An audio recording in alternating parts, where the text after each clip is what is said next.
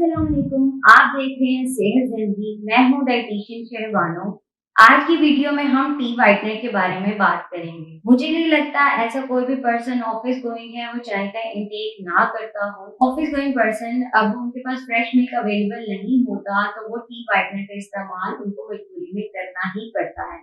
और कुछ लोग टी और कॉफी का फ्लेवर इनहेंस करने के लिए भी टी व्हाइटनर का इस्तेमाल करते हैं। लेकिन क्या आप जानते हैं कि टी व्हाइटनर की कंपोजिशन क्या है? इसके अंदर क्या ऐसे इंग्रेडिएंट मौजूद होते हैं? क्या आपकी हेल्थ के लिए ये ठीक है या नहीं? आज मैं आपको इस वीडियो में बताऊंगी। बात करते हैं टी व्हाइटनर कंपोजिशन की। 30 टू 90% इसके अंदर हाई शुगर कंटेंट मौजूद होता है। जिस तरह आपको पता है जितनी ज्यादा शुगर होगी उतनी ज्यादा हाई कार्बोहाइड्रेट्स की अमाउंट होगी और जितने भी ओवरवेट पर्सन है उनके लिए बिल्कुल भी ठीक नहीं है।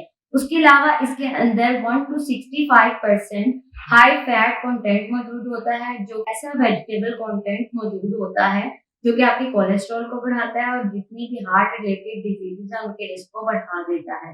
इसके अलावा इसके अंदर 2 टू 16% प्रोटीन मौजूद होती है, जो कि अनडाइजेस्टेबल प्रोटीन मौजूद होती है, जो कि आपके स्टमक के लिए बिल्कुल भी ठीक नहीं है।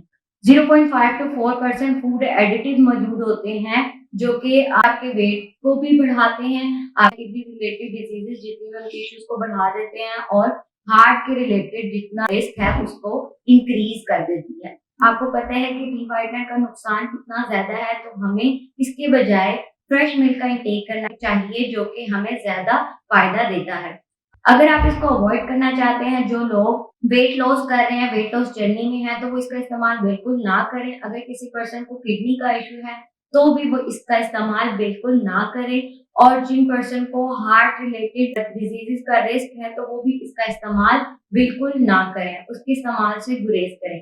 इस तरह की मजीद हेल्थ रिलेटेड वीडियोस अगर आप देखना चाहते हैं, चैनल के ऊपर मेरा नेम मौजूद है डाइटिशियन शहरबानो, और यूट्यूब का लिंक मेरी वीडियो की डिस्क्रिप्शन में मौजूद है, आप देख सकते हैं।